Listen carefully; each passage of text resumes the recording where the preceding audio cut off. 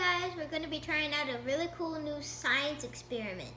So, it's going to be like a bunch of different colors are going to get mixed up in milk. So what you do is you have a big plate of milk, which sounds kind of strange. And what you do is you take a toothpick or something and you put some soap on it. And then take your food colors and then you put them like near the middle of your milk. So like this.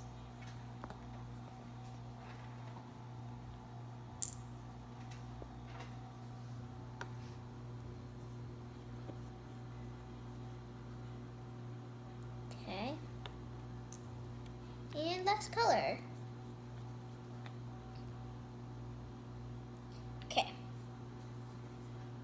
So now you take your toothpick that is covered in soap and whoa!